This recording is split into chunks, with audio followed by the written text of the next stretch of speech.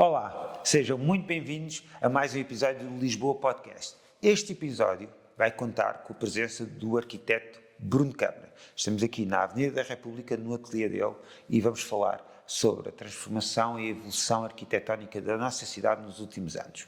Não percam! Mas antes de irmos a esse tema, eu ia perguntar, é uma pergunta que faço da praxe, logo ao início, sem logo estando à baliza, que é, quem é o Bruno Câmara? Falar aqui um bocadinho do percurso do Bruno Câmara, da sua relação na cidade, sempre viveu na cidade, o seu percurso escolar, académico e depois profissional. Pode ser, Bruno? Antes de mais, quero agradecer aqui ao Lisboa Podcast e aqui ao Carlos pelo convite, em que qual muito agradeço. E pronto, basicamente eu sou um arquiteto de Lisboa. Minha família está em Lisboa há várias gerações. Eu nasci e estudei em Lisboa, desde o colégio, passando pela faculdade. Portanto, sempre tive em Lisboa e sou o verdadeiro alfacinha de gema de várias gerações, não é? E realmente o que eu denoto na cidade é uma grande transformação desde 1913, 14, que realmente o turismo transformou totalmente a cidade de Lisboa. E nós lisboetas estamos a pagar esse preço e realmente é uma transformação não só urbana, mas também cultural. Nós, imagine, para não irmos muito atrás, a cidade sofreu essa transformação culturalmente e a nível de arquitetura. Portanto, nós, na década de 90, os edifícios estavam a cair, no fundo, até havia muitas casas abandonadas, andar na escola e havia sempre muitas casas abandonadas, e hoje em dia temos o fenómeno das casas recuperadas, ou seja, a cidade, toda ela nos últimos 30 anos, renovou, ou seja, mantendo a traça. No entanto, ainda houve uma nova construção. Consegue-nos explicar aqui quais são os movimentos entre, primeiro, manter a traça e quais são as mais-valias para a cidade e para as pessoas de manter a traça do seu prédio, e também falar aqui um bocadinho da nova arquitetura, não é da nova arquitetura, mas das novas correntes da arquitetura, por exemplo, o Parque das Nações, algum edifício, os edifícios aqui, por exemplo, das Avenidas Novas, onde nós estamos agora, há muito a conjugação entre o edifício de traça antiga e o edifício novo, com uma arquitetura que se pode chamar mais moderna. Ou seja, quais são aqui as mais-valias de uma linha de arquitetura, de mantermos a linha de arquitetura, e quais são os cuidados que devemos ter quando, por exemplo, desenhamos ou projetamos um novo edifício para a cidade de Lisboa? Vamos por partes, não é? Isso é uma pergunta com vários tópicos e vários temas, começando pela própria cidade de Lisboa. Nós temos que perceber que estamos numa cidade maravilhosa, não é? Uma cidade que tem uma luz totalmente diferente das outras cidades europeias, tem uma cultura muito grande, tem uma cultura muito antiga, não é? Porque, ao contrário de muitas cidades do centro da Europa, nós não fomos devastados pelas guerras, portanto, mantivemos uma cultura única.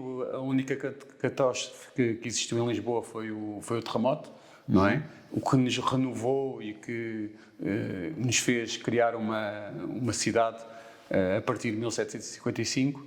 A cidade foi criada, exatamente, a Baixa foi criada sob os escombros, portanto, toda a rede de esgotos e de água foi criada a partir das demolições do terremoto, e a cidade cresceu a partir daí. E depois também tivemos o avanço sobre o rio, portanto, a linha de água, que também é muito importante referir isso. A linha de água era na antiga Rua da Junqueira, portanto, na Avenida da Junqueira, e atravessava tudo. Portanto, foram criados aterros sobre isso, também para a exposição do mundo moderno, e realmente a cidade teve essas grandes intervenções, mas que mantiveram a cultura da cidade e mantiveram a história.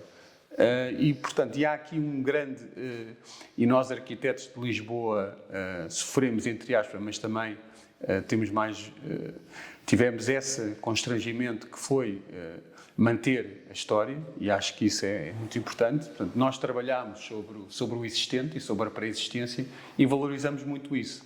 E principalmente os arquitetos da minha geração, que os primeiros projetos que tiveram a hipótese de ter foram sempre sobre uma pré-existência, portanto é sempre sobre um edifício existente que nós temos que manter a fachada. E mantendo a fachada, Mas não é só manter a fachada, porque podemos descaracterizar todo o edifício em si, mantendo a fachada. Portanto, há várias intervenções que não foram felizes na cidade de Lisboa, mas felizmente, e nós aqui em Portugal e em Lisboa temos muito boa arquitetura. Quem começa a visitar as capitais das cidades europeias percebe isso. Não é por acaso que toda a gente na Europa quer viver agora em Lisboa, não é? Porque, exatamente também por isso. Isso é um excelente modo, porque isso foi um fenómeno nos últimos anos. Nós antigamente tínhamos as pessoas que viviam cá e queriam ir para os arredores, por causa dos acessos, digamos, mais área para os quartos e para as salas, os acessos de edifícios, as garagens, e portanto queriam ir até para os arredores. Nos últimos anos, o fenómeno é ao contrário, as pessoas querem viver no centro da cidade. O que é que acha que contribui para este fenómeno agora é inverso, que é as pessoas primeiro queriam ir para os arredores e agora querem viver no centro da cidade? Eu acho que, aliás, tudo o que vem do chamado real estate tem a ver com location, não é? Location, Lisboa, estamos no centro. E o centro é onde tudo acontece, não é? E onde há mais qualidade arquitetónica. As pessoas fugiram do centro, porquê? Porque o centro era praticamente só serviços. Poucas pessoas viviam no centro. E as que viviam tinham uma tipologia totalmente obsoleta. O que é uma tipologia obsoleta? É uma tipologia com várias divisões, sem iluminação natural, que era típica do Pombalino lisboeta. O que é que aconteceu? Graças também aos arquitetos que fizeram projetos com muito boa qualidade, lá está, preservam o património, preservam o existente e fazem intervenções pontuais, mantendo as características típicas da habitação do Pombalino em Lisboa. Conseguimos abrir e consegue-se abrir o espaço, consegue-se criar uma tipologia mais interessante e mais habitável, portanto, abrindo as próprias áreas, deixando os tais quartos interiores, até as instalações sanitárias, só existia uma, que eram sempre, portanto, na fachada posterior, tal como as cozinhas, não é? Havia sempre dificuldades por causa das redes, das infraestruturas. Foram realizadas várias intervenções, algumas de qualidade, valorizaram o património e permitiram às pessoas, e principalmente aos estrangeiros que vêm, sabem valorizar melhor o património que o próprio lisboeta, começarem a habitar, pouco a pouco, isto depois de 1910, 11, 12 ou 13, começarem a habitar novamente a Baixa Pombalina com qualidade. Sim. A partir foi o grande boom que existiu aqui, não é? Mas mais recentemente também existe este fenómeno que é os estrangeiros, que acabou por dizer que valorizam às vezes mais a nossa arquitetura que nós próprios, são agora, digamos, os maiores compradores de prédios e apartamentos no centro da cidade. Quais é que acham que são os riscos? Quais é que acham, na sua opinião, os maiores riscos para a nossa cidade? Porque se nós de repente começarmos a ter muitos estrangeiros, até que ponto é que isso vai mudar o nosso estilo de vida ou mesmo a própria personalidade, se pode dizer assim, da cidade? Até que ponto é que isto descaracteriza um bocadinho a cidade de Lisboa? A descaracterização é a entidade, realmente é isso que se perde, porque hoje em dia até a própria Baixa Pombalina, não é? Ou a própria cidade em si, em redor os bairros históricos, não é? Cada vez mais estão mais descaracterizados. Até próprio para irmos a um restaurante, não é? Já não se fala português? Já não se fala português, já é normal não se falar português? Estar em vários restaurantes e ser o único português, não é? E a própria comida em si, que é cultura, não é? A gastronomia é cultura. Claro. Sim. Eu deixo de comer o bacalhau com grão, ou deixo de comer o cozido à portuguesa e passo a comer o escalfado com abacate, não é? Cada vez mais, porque é o que vende. E se calhar os próprios restaurantes em si deixam de ter o azulejo típico e o soalho, como temos aqui o soalho típico lisboeta de pinho, corrido, para ter um botão afagado e para ter um sofá e uma coisa típica que eu costumo dizer Pinterest, não é? Ok. Há restaurantes de Pinterest em cada esquina em Lisboa. Sim. E deixamos de ter o típico restaurante clássico lisboeta que serve comida de qualidade e tem uma cultura, tem uma história por trás que cada vez mais desaparece. Então, o que está a dizer é que a médio e longo prazo isto pode jogar contra a cidade, porque depois a cidade perde, no fundo, o interesse, porque perde a história. Eu penso que já está a jogar contra a cidade. Apesar de ter vindo trazer trabalho, eu próprio e nós próprios do próprio ateliê temos vários clientes estrangeiros que trouxeram mais-valia, investiram em apartamentos de qualidade, investiram em obras de qualidade e realmente nós fizemos apartamentos fantásticos em Lisboa para eles habitarem, mas esta tendência, ou o que está a acontecer atualmente, vai descaracterizar totalmente a cidade de Lisboa, a nível cultural, a nível... Bruno, falou-me do seu ateliê. Consegue falar aqui um bocadinho mais do trabalho que realiza no seu ateliê? Imagino que alguém quer projetar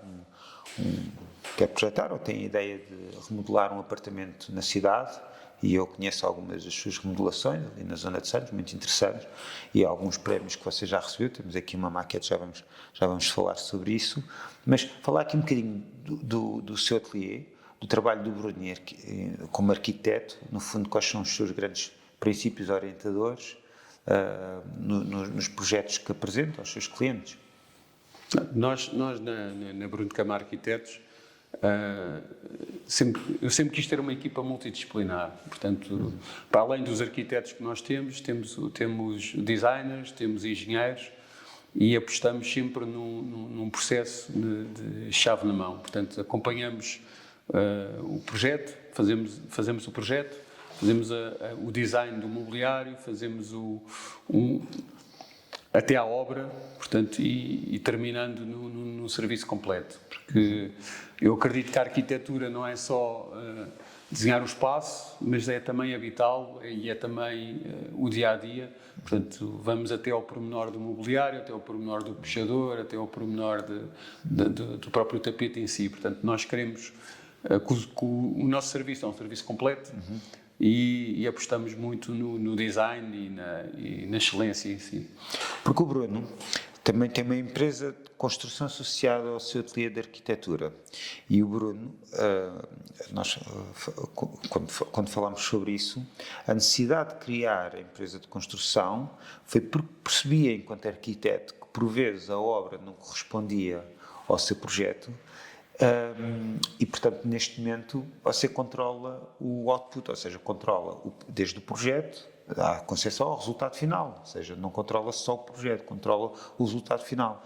Isso pode-se dizer que é uma oportunidade para o cliente ter a garantia que vai encontrar no resultado final o projeto inicial, ou seja, o projeto que ele tanto idealizava.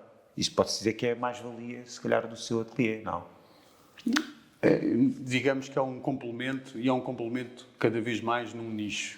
E exatamente, e está ligado também o porquê desta paixão por Lisboa e do nosso trabalho em Lisboa. Porquê? Porque nós criámos uma equipa de remodelações em Lisboa em que responde à expectativa do cliente da própria remodelação. Porque a remodelação em Lisboa, lá está, sempre ligada ao conceito. E o conceito é sempre da preservação do património e do respeito da cultura e da integridade toda da cidade de Lisboa. Portanto, nós aí, quando desenvolvemos um projeto em Lisboa, projetos também de escala, a nível da escala do apartamento, nós temos uma equipa que faz, portanto, chave na mão, portanto, faz a remodelação do apartamento e aí, lá está, nós temos o controle e a minúcia de ir ao detalhe e estamos por dentro da obra, porque lá está. É muito mais fácil eu chegar e destruir o património do que o preservar. E é isso é a nossa aposta. O Bruno tem várias obras reconhecidas, até com alguns prémios de arquitetura na cidade de Lisboa. Quer-nos falar de alguns desses projetos? Por exemplo, a Floresta Branca é uma obra... Sim, a nossa obra mais emblemática, o projeto mais emblemático neste momento é a Floresta Branca, em Monsanto, que recebeu o prémio da Arts Daily como os 10 sítios mais interessantes para visitar na cidade de Lisboa. Lá está, a nossa ligação a Lisboa. E realmente é um projeto que nos marcou e que nos deu algum reconhecimento nacional e internacional. Mas o Bruno também se foca muito, isto podemos também explicar aqui às pessoas que nos estão a ver como é que podem aceder ao seu trabalho. O Bruno também tem uma série de apartamentos remodelados e apresentados na cidade de Lisboa. Onde é que costuma, ou seja, quais são as áreas que costuma trabalhar? As freguesias, por exemplo, sei que tem um em Santos e tem mais projetos espalhados pela cidade de Lisboa. Acho que nós, felizmente, temos quase um apartamento emblemático em cada freguesia, dos que nós consideramos mais interessantes, não é? Temos em Campo de Ourique, temos agora que terminámos uma na Rua de São Bento, temos na Avenida de Roma, temos na Artilharia 1, eu posso dizer que temos apartamentos espalhados por toda a Lisboa e os bairros emblemáticos onde nós crescemos e estudámos e partilhamos toda a equipa, portanto a equipa também é lisboeta e toda a equipa conhece um pouco da cidade. O Bruno já me disse que a sua linha, ou seja, a linha orientadora de intervenção é sempre preservar o património e, no fundo, os traços gerais da cidade, preservar a arquitetura da cidade. Mas, a nível de arquitetura, por exemplo, de interior, a nível mobiliário, há alguma corrente que se consiga identificar mais a nível de arquitetura, ou seja, qual é a corrente com a qual se identifica mais, se tivéssemos de classificar aqui um bocadinho? Isso é uma questão também lá está muito complexa e os movimentos na arquitetura pararam. Pronto, o Bruno está em doutoramento e, portanto, é uma oportunidade. Eu sei que o Bruno está em doutoramento em arquitetura, certo? Claro, sim. É na faculdade de arquitetura, estou a terminar o meu doutoramento. Está a terminar o doutoramento. O título da minha tese é Métodos de Projeto em Arquitetura no século XX. Portanto, lá está, dá um doutoramento. Essa pergunta dá para estarmos aqui a falar, dá para falar no doutoramento. Mas, hoje em dia, a nossa arquitetura identifica-se por moderna e minimalista Minimalista. O Bruno costuma dizer que a arquitetura, eu achei muito interessante quando disse isso, minimalista diz que a arquitetura, eu nunca mais me esqueço desta frase, diz que a arquitetura são os espaços vazios. Não é bem assim. É mais interessante trabalhar o vazio. Sim, certo. Na arquitetura é mais interessante trabalhar o vazio do que o cheio. Portanto, sim, vazio, são espaços vazios entre exatamente. O vazio é o entre, não é o vazio, mas é o entre. Exatamente. Tal como estamos aqui neste espaço, maravilhoso espaço fala por si. O nosso escritório aqui na Avenida da República é no edifício do Pardal Monteiro, portanto isto é um prémio Valmor. E o vazio em si, esta própria sala, o vazio fala por si, não é? O vazio é mais interessante do que o cheio, não é? Porquê? Porque temos umas paredes todas trabalhadas, temos um pé direito alto, não é? Temos um pavimento em madeira maciça, não é? Ao contrário é o que eu costumo dizer, não é? Ao contrário de muitos projetos que se andam aí a fazer, cheios de plástico, cheios de brilhos, cheios de materiais falsos, não é? A verdadeira grandeza da arquitetura está na materialidade. E a materialidade é muito fácil. Ou é madeira, ou é ferro, ou é vidro, ou é betão. Portanto, tudo o que vier daí, e esta nova corrente de plásticos e dos vinílicos e das imitações, é tudo falso, não é? Ok, muito bem. É como as operações plásticas. Bem, há pessoal que gosta dessas operações plásticas. Bem, estando assim agora, fazendo assim umas perguntas muito rápidas sobre a cidade de Lisboa, penso já ficamos a conhecer um bocadinho melhor o Bruno, fazendo assim umas perguntas muito rápidas sobre a cidade de Lisboa. É mais ou menos isto. É um género de jogo. Eu faço-lhe uma pergunta, é um jogo de associação. Faço-lhe uma pergunta e o Bruno responde a primeira coisa que lhe vai à cabeça. Está a ver? Ou seja, eu falo de um local e você não precisa ter o seu local propriamente preferido, mas diz aquilo que vier primeiro à cabeça. Sítio para jantar. Chiado. Ok. Restaurante. Fogo. O fogo. Já me tinha falado no fogo. Fala muito bem do fogo. O fogo tem o chefe, o mesmo chefe do Alexandre Louco. Silva. Alexandre Silva. Do Louco, não é? Não. Sim. Exatamente. Espaço para passear com a família. Belém. Ok? O seu sítio preferido da cidade de Lisboa? Mirador da Graça. Mirador da Graça, interessante. Há pessoas que gostam muito. Ainda há pouco tempo fiz uma pergunta a uma francesa que esteve cá há uns meses a estudar e disse exatamente o Mirador da Graça. O prédio que acha, ou o prédio, ou o monumento que acha mais emblemático da cidade de Lisboa?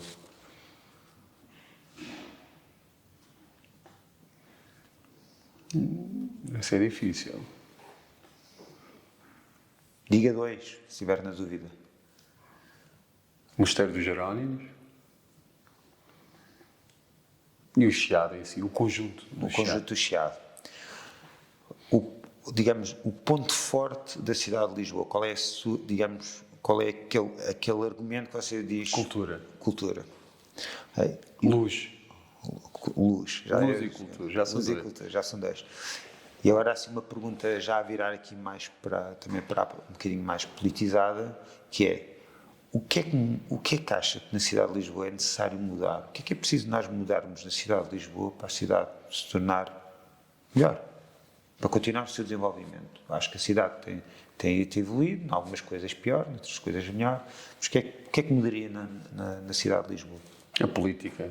Tem que existir uma política de habitação para recuperar a cidade pós-lisboetas. Portanto, os meus filhos dificilmente vão morar na cidade de Lisboa, não é? Eu acho que as pessoas têm que começar a perceber que Lisboa não pode acontecer o mesmo que aconteceu a Paris, que aconteceu a Londres, que totalmente a população foi retirada habitacionalmente de Lisboa. Não é? O centro de Londres ou o centro de Paris, poucas pessoas habitam nele. Não é? Ou quem habita são estrangeiros, ou são russos, ou são americanos, ou são árabes. Não é? Portanto, aqui tem que existir uma política, e existem muitos edifícios do Estado, em Lisboa, por aqui, onde se pode contratar arquitetos, lançar concursos públicos para criar habitação para jovens, para criar habitação para a classe média, para criar habitação para a classe média alta em Lisboa. Portanto, retornar as pessoas para Lisboa. Isso é muito importante. Abrir concursos de habitação. Habitação para a classe média alta portuguesa, é isso? Sim, sim. E por que não para os jovens estudantes? Eu acho que os jovens é mais concordante porque é o futuro. Exatamente, porque é o futuro, não é? E mesmo para a população criar conjuntos habitacionais desenvolvidos pelo Estado, não é? E nem que seja a partir se nós formos analisar todos os edifícios que o Estado tem em Lisboa e que neste momento se encontram ou em devolutos ou em mau estado, se calhar criar concursos de habitação para os lisboetas regressarem à cidade, ou que nem que sejam os meus filhos tenham acesso à habitação na cidade de Lisboa, porque eu não quero que os meus filhos vão viver para Alcochete, para o Barreiro, para Almada ou para Vilonga. Não é? Eu quero que os meus filhos se mantenham a viverem na cidade de Lisboa, como eu me mantive, como os meus pais eram, como os meus avós eram. Não é? Sim, é compreensível. Neste momento estamos em risco de 3 e 4, 5 gerações que viviam na cidade de Lisboa vão ter que abandonar a cidade. Porquê? Porque todo este fluxo de turismo, que nós próprios também já usufruímos, não é? Está a arrebentar o mercado imobiliário, está a criar preços totalmente exorbitantes. Não é? Não, sim, isso aliás é uma das grandes razões de termos também criado este projeto, que é no fundo darmos a conhecer as pessoas e os projetos da cidade de Lisboa para voltarmos a ter uma espécie de cultura e de identidade que antes tínhamos. Não tínhamos os edifícios tão bonitos como agora, nem os restaurantes tão giros, mas a verdade é que havia aqui uma cultura diferente, havia vivência, as pessoas conheciam-se, havia o bairrismo, não estou a dizer no mau sentido, mas havia identidade, pelo menos. E acho que nós transformamos aqui uma boa ideia, que era aproveitarmos o turismo, numa má ideia, porque exageramos e, portanto, hoje em dia tudo é turismo e nem falo de turismo, são estrangeiros a viver na cidade, que é importante também, temos esse enriquecimento, ou seja, temos pessoas estrangeiras a viver na nossa cidade, mas tem de haver um equilíbrio, não há custo de todos os portugueses saírem do centro de Lisboa. Aliás, os jovens é o exemplo disso. Se não tivermos jovens a viver no centro de Lisboa, arriscamos que daqui a uns anos não há ninguém na cidade. Eu vou dar um exemplo, Carlos. Nós acabámos um projeto agora na Rua de São Bento e aquele edifício, neste momento, tem 6 inquilinos, desde americano, dinamarquês, que era o nosso cliente, alemão. A única fração lá que está lá é de um português, ainda que é o único sobrevivente, mas que está totalmente em mau estado de conservação. Portanto, todo o edifício já foi comprado por estrangeiros e neste momento existe um único inquilino, que é uma senhora já de bastante idade, que vive no apartamento mais degradado do próprio edifício em si. Portanto, isto é o que está a acontecer e é o que vai acontecer. Isso é um excelente retrato do que está a acontecer na cidade de Lisboa. Exatamente. É um excelente retrato. E depois chegamos cá abaixo ao próprio restaurante de esquina, que deixou de ser um restaurante típico lisboeta. Neste momento é um restaurante de brunch, de abacate e de ovo escalfado, como eu costumo dizer, em que entramos lá dentro e vemos tudo menos um único português. Não é? Sim. Portanto, o estrangeiro neste momento está a usufruir da nossa cidade. Lisboa, em que nós se calhar estamos relegados. Nem é para a Avenida da República, se calhar estamos relegados para os arredores e cada vez mais vamos parar a Loures, vamos parar às Amadoras, vamos parar a esses sítios, porque realmente a bolha imobiliária neste momento rebentou com a hipótese que os portugueses tinham de comprar uma habitação digna na cidade de Lisboa. É verdade, somos os sobreviventes, por assim dizer, e vamos continuar a ser. Muito obrigado, Bruno, pela sua disponibilidade e pela sua contribuição. Agradeço-vos também a vocês que estiveram a assistir. Espero que tenham sido do vosso agrado estes temas. Espero que tenham também ficado com mais informação e agradeço-vos imenso a vossa atenção, em nome da nossa equipa do Lisboa Podcast, a vossa atenção que nunca é dada por garantida. Muito obrigado a todos. Obrigado a nós e obrigado também pelo ateliê todo e realmente agradecer ao Lisboa Podcast, que mais uma vez faz uma iniciativa e realmente isto é a iniciativa que Lisboa precisa, não é? Muito obrigado. Obrigado pelas palavras. Fechemos assim com a chave de ouro. Muito obrigado.